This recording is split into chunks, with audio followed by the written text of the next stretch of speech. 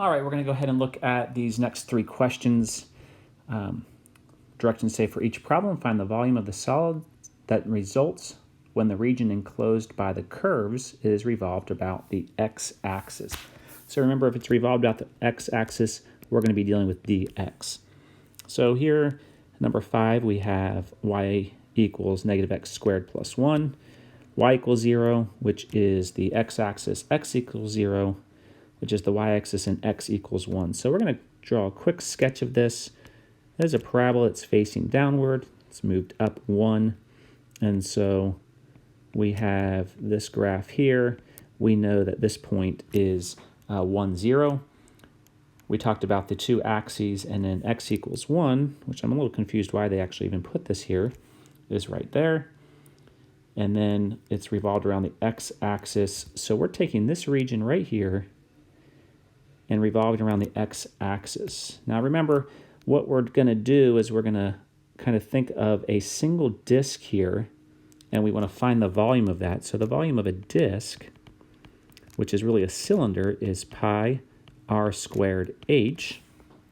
And we'll take a look at that stuff in a minute, but what we want to do is we want all of those disks summed up. So our total volume is going to be the integral.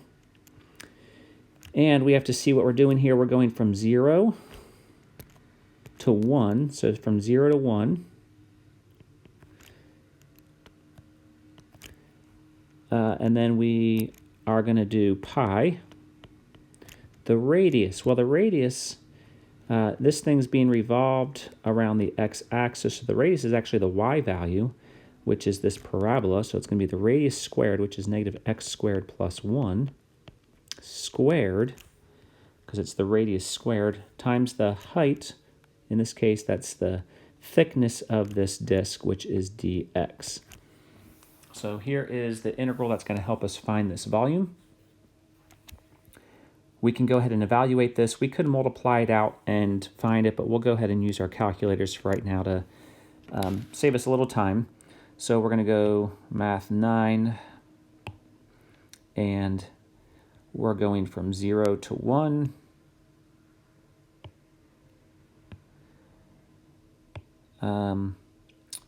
We'll put pi in here. We could have moved pi to the outside, but that's okay. So pi times, and then we have to take this negative x squared plus 1, and we need to square that because it's the radius squared. That's one thing that's often forgot, is that squared there. And then this is in terms of dx.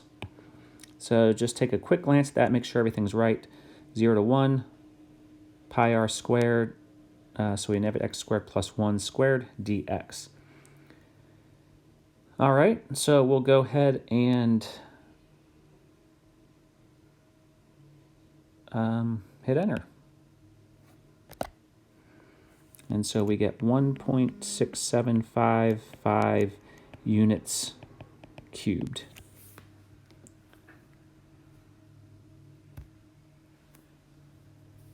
All right, let's jump to this next one. It's going to be the same idea. We're going to start with a graph so we can visualize what's going on here.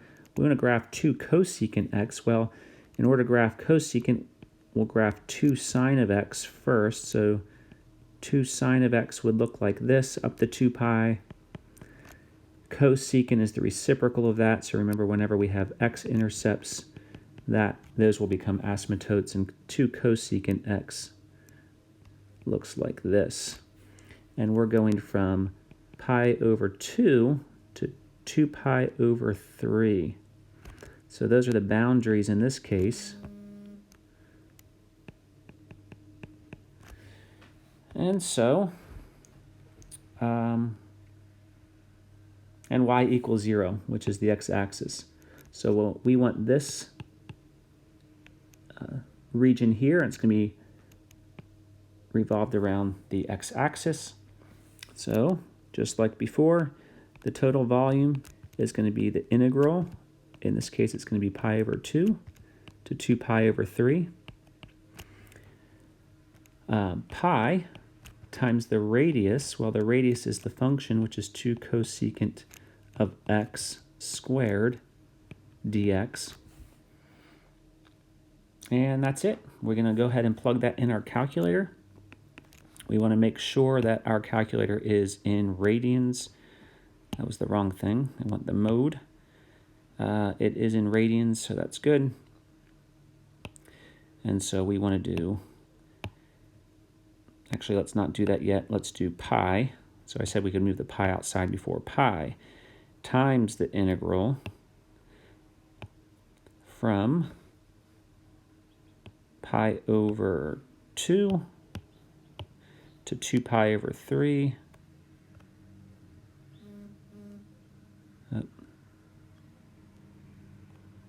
2 pi up to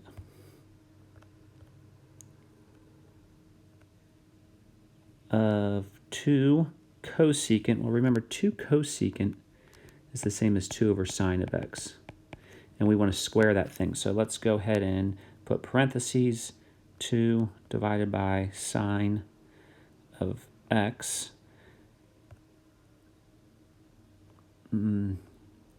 Close the parentheses. And then we want to square that. And that's in terms of dx. So just, oops, went too far, dx. So check through that, 2 sine of x squared. We want to make sure we end the parentheses here. Then we square it. And then we can hit enter, and we get 7.255 units cubed. And then the last one in this section is a little bit different because we have 2 functions, and actually they're different because they're in terms of x. And we know it's supposed to be revolved around the y-axis, the x-axis, so we want these in terms of y, so we're going to solve each of these. So we would square both sides. We'll add y to both sides and subtract x squared. Now this is just half a parabola, so this is a full parabola. We might in other situations need to work with that and change our domain, but I'm kind of noticing something here. If we square this side, we actually get the same thing. And so this function, this parabola actually gets both square roots here when we change it. So this also equals y equals negative x squared plus 5. So we just need to deal with one of those. And then y equals 1 is the other boundary. So let's go ahead and graph these things. We'll put it down here. Negative x squared plus 5, well, 5 can be up here. Negative x squared, it's going to come down. That's that graph, and then we have y equals 1. It's that. So we're going to wrap this region around the x-axis. And in order to do that integral, we want to find these intersection points. Well, what we do is we plug in y equals 1 into our equation.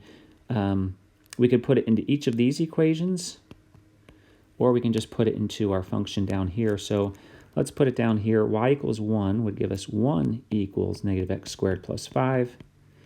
Subtract 5 from both sides, you get negative 4 equals negative x squared. So if you work through that, you can get plus or minus 2. So our x values where these intersect are negative 2 and positive 2. So our volume, we have to do pi r squared h. We have to do an integral, but something I notice here is we actually, just for the, well, since we're doing our calculator, it doesn't really matter, but if we were doing it on paper, we might just want to go from 0 to 2 and double it. But since we're doing this, we can just say we're going from negative 2 to 2. Pi times the radius squared.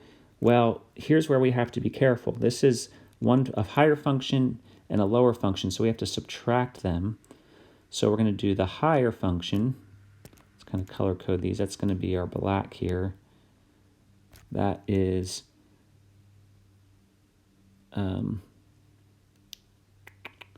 negative x squared plus 5 squared minus our lower function, which is just y equals 1, dx. Oh, I stopped color coding it. That's going to be my 1 squared. So this is y equals 1. So higher minus lower, that's supposed to be a 1 there. And then we can plug that into our calculators. We'll move the pi out. And we do have to be careful plugging this in. So we're going to do pi times the integral. So math 9. And this is from -2 to 2. And then within here, we're going to go ahead and square this. So let's do that in parentheses. We got negative x squared plus 5, end that parentheses and square it. And then we want to subtract 1 squared. Well, 1 squared is just 1, so we can just put 1. We don't really need the squared. And then dx. And I think we're set to go. We got the pi, negative x squared plus 5, that whole thing squared minus 1 dx. Hit enter, and we get a volume of 174.254 units cubed. And there is the volume of that one right there.